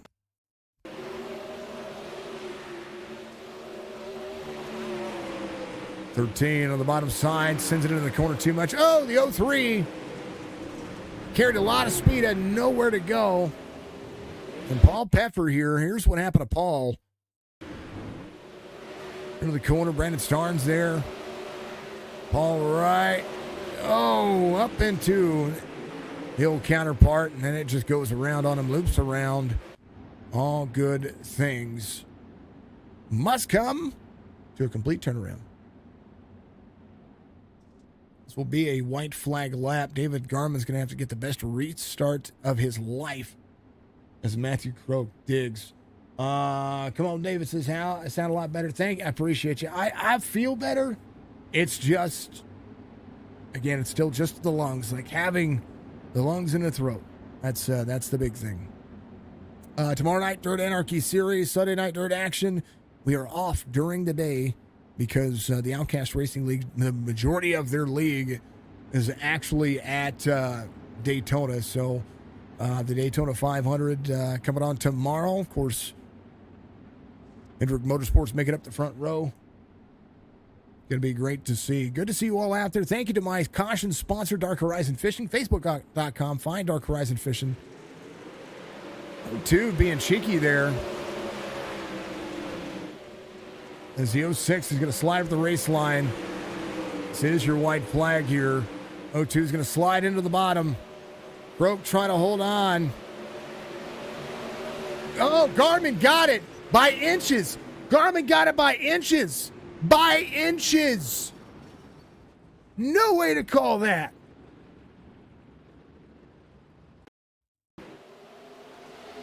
O2 being cheeky on the restart there. 06 right there. Right there. That was your finish. Got to back it up. That was insanity. There is your finish. Hold on. Got to back it up just a second. Right there. Oh my goodness. That's insane. There's your finish. That is the closest finish I have ever seen on dirt. Yeah. Whoa.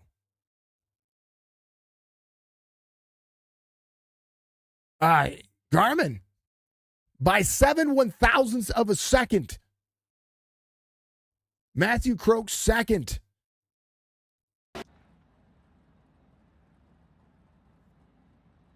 Wow.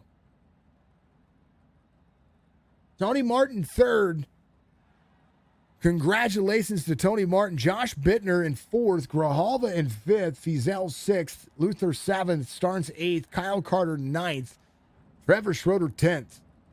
David Williams, Paul Peffer, Darren Harrell. Rounding it out. Hold on. I gotta hold on. Here it is.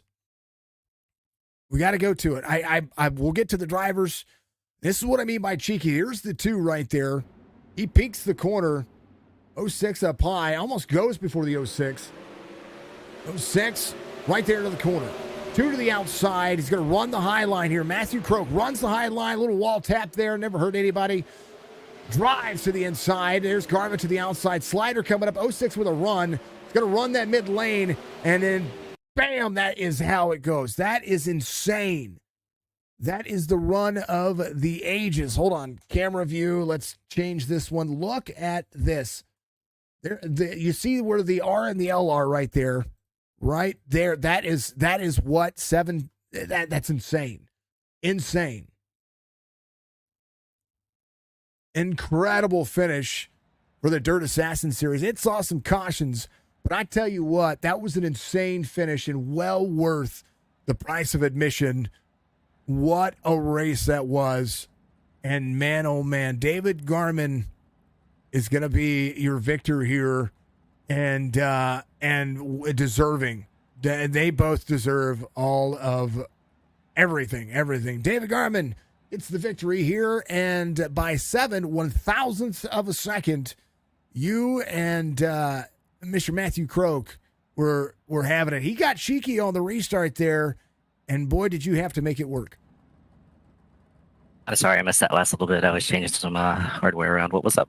I said the O2 kind of got cheeky on the restart there, and you had to dig. You had to dig every line right there in the. I mean, you couldn't give it any more. Yeah, no, just the restarts were all there was tonight. Especially at the end, I think we did like 3 of them with 10 laps at the end of the race, and we had a good battle for a little while. We were swapping sliders for like 5 or 6 laps, and it was just a good race overall. And then, kind of a misqualifying altogether. He changed the time limit, and I wasn't at the computer with the qual, and I missed it, so I had to start back, which made it interesting. Well, we know that if you get 2 wins, they put you in the back anyway. So if you go back to back, and then you get into that 3rd race at, you got Volusia next week. Fairbury next week, and then Volusia after that. Some chances there. I know that Matt was trying to get to that back-to-back moment. You could tell he was digging, but you had speed all night, fighting the high line, making it work, trying to pick your spots. Even when the cautions were there, it just seemed like you were able to find that just a little extra up near the wall. Yeah, I've had a significant upgrade to my hardware recently, and that's changed the game in these sprint cars. Last week was kind of a disaster getting used to the new hardware, so we're not even going to mention that. But I just did a lot of practice this week with the new hardware, especially on slick tracks and stuff like that, and I was able to actually feel things and see where the car would actually run and how it would do, and be able to do it, make it do what I want to do. And I'm going to give tonight up to the hardware and everything. It made a huge difference. And you're not going to tell me you bought a $40,000 motion rig, did you? No, did not do that. Okay, all right. Please don't do that. No, I wouldn't be married or have kids anymore if I did that. That's exactly, yeah. That's when you make that kind of an investment, that's a bad thing. David, congrats, man. Closest finish I've ever seen. 7/1000ths of a second, literal pixels on the iRacing platform. My man, congratulations once again. Give your shout outs. 06 Racing Productions is getting a video of this, right? That was epic. Oh, that'll get used in something. I don't know yet, but it'll get used for sure. I already saved the replay and everything, so it'll make it. There it is. Give your shout outs, my man. Yeah, so just shout out to Forum Customs, Buckwheat Customs, 54 Motorsports, NRI Machining, Adrenaline and Spike Designs, Track Dog Racing, 06 Racing Productions, Anarchy Custom Wraps, and Paul Peffer Designs. And then obviously Dirt Anarchy themselves. So, and then thanks to Dirt Assassin for throwing these up. We all appreciate it. And then thanks to you for doing the broadcast. I know it makes it a lot more fun when we can put on a show. Well, you know what? Even with cautions today, it was still a show. Closest finish in my history. That's crazy. Yeah, no, I had a lot of fun. Going from the back was it was a challenge, so it was worth taking tonight. So you dug it, and you did it. So congratulations once again, my man. We'll see you tomorrow. Yeah, I'll be around. That'll be him. 06 takes home the victory here, but a very close second is the 02 of Matthew Croak. Matthew Croak nailed the restart. It was cheeky. It was interesting. And for a moment, for a glimpse of pixels, you had it. But man, oh man, if it weren't for internet racing, what a finish that was. Tell me about it. Yeah, honestly, I don't even know what to say about that finish. I think iRacing hates me or something. But no, that restart, I was planning on going to the bottom to run a slider first corner. But I saw he cut down to run the bottom and protect the slider, so I went up to the top, and my steering was a little broke from the incident earlier in the race, which I don't even know what really happened, but felt like I just got ran over. But my steering was a little messed up, so it was kind of hard to run up there. But otherwise, just held it up there and then ran the slider 3-4 and made it for a good, interesting finish. 13:32 for the fastest lap of the series. That was to watch you. I like watching you run because I like watching where you're going to put the car. You seem like you pick your spots according to where the run is going. And I think I could now that you talk about your steering, I think I can see where it was broken, because normally when you get near the wall, you're to the edge of the wall and you're to that point. It was like you had to get out of it a little bit more towards the end of those runs when it came to where you were trying to pull your sliders. Yeah, it was every time I'd go up and try to run it, I'd always almost lose the back end, basically. So it was kind of a try to hang on to it, but not oversteer it to where I'll spin out. Well, you and David are now tied for wins, and if it is any inclination on how well you guys run and what kind of show you're going to put on to finish 7 1,000ths of a second back, just the walls, air pretty much kept you from finishing out front. What a good finish there, Matt. Yeah, it was a really good finish. I know the points, I don't think they've been or have the drop weeks in it yet, so it'll be interesting to see what the points are with drop weeks and all that. We'll have to keep our eyes open on that one. Matt, give your shout-outs. P2 finish. Nothing wrong with that. I know you were trying to go for the back-to-back so you can start in the back next week and work your way forward, but you got to reset and go after it again. Yeah, honestly, I was kind of thinking about it, too. Fairbury is one of those tracks where it's one lane, so I was kind of debating my options there, but no, I have to thank you for the broadcast, of course, Paul for the league, and all the hard work he does. Velocity Race Designs, RK Farms, Spikle Sportswear, M9 Setups, Phantom Motorsports, and Power Outdoors. Always a ton of fun. I look forward to seeing what you do next week, my man. Yeah, thank you. Always Matthew Croak, the O2, killing it out there. Sage, thank you for the like. Matt, thank you for the like. I appreciate you. Tony, thank you for the like as well. Speaking of Tony, since you just gave me a like, you're next. P3 finish, second podium in a row. P2 last week, P3 this week. What did you need? Because those guys put on a clinic. Yeah, I just finished behind two fast guys, and this is a personal victory for myself. Running up there with them, I mean, you've got skill, and I know that these things are fast and they're furious and they're kind of fun and they can be entertaining, and but to watch the restart there and knew that they were going to be duking it out, what were you trying to do just to defend your race line there? I really just wanted to hold third and just keep behind them. I really thought I'd be battling hard with Sage. He had his little incident, but he was putting up a good run there in third for a little while. Props to him, but just didn't have it tonight, and I'll keep chasing them too and keep learning. Well, Travis Schroeder had a restart in the back there for a moment, and he finished right behind you. But that was a different kind of different ball of wax there when it came to his finish. When you watch these guys do what they do, and then you try to adapt, because I mean you're skillful yourself, but what can you learn from guys when you have such good skill yourself? I mean, it's really just follow them into the turns and see where they're at versus where you're at, and adjust and see if you can match it. Got to find the speed, try to match the big guys. Mark, thank you for the like out there. Tony, a man, a P3 finish. I'm so happy to get to talk to you each week now. I mean, you keep this up, you're going to be a regular segment here. Yeah, I like to poke my nose in there, keep it mixed up a little bit. Love to hear it. Tony, give you shout outs, my man. P3 finish tonight. Always a pleasure. I mean, of course, Paul for the league. Every time I get to talk to you, I never thank you for putting the show on. So, definitely thank you. And, my brother over there, Andy Smokey Designs, you got to check him out. He's got some cool stuff. Yeah, Andy, I was talking about him earlier, so I look forward to seeing it. Tony, see you tomorrow.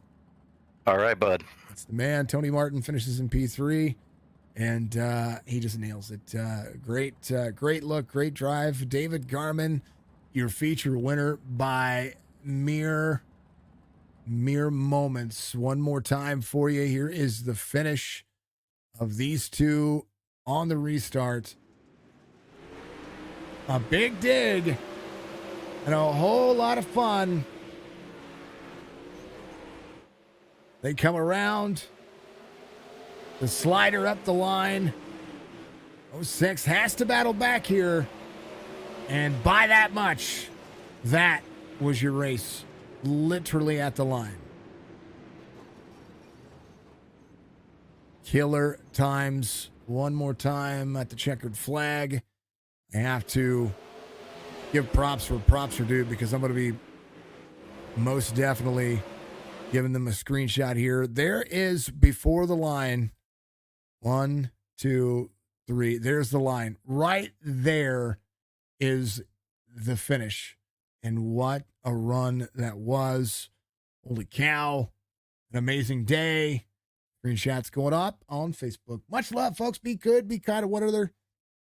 And of course, and always, we will see you in the next one.